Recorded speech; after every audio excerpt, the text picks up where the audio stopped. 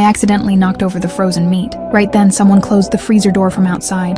The thud of the meat hitting the floor overlapped with the sound of the door locking. I didn't even realize I was trapped. It wasn't until the manager cut the power that I sensed danger. I rushed to the steel door and banged on it to get his attention, but he had already stepped into the elevator and heard nothing.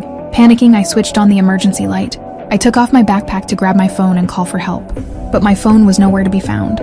Then I remembered I'd left it outside before entering the freezer.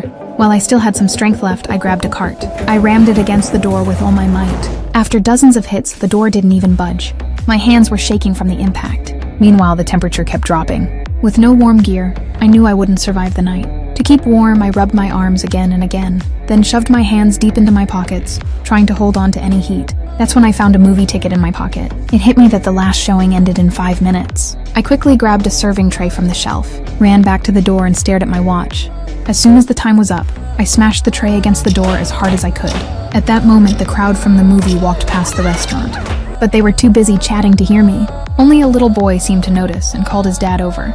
But just as the man arrived, my fingers got cut by the tray. I didn't make a sound, so he left with the boy. When the crowd was gone, the mall shut off all the lights. I was left alone, squatting in the dark, shivering. That's when the freezer's ventilation fan caught my attention, and I suddenly had a bold idea.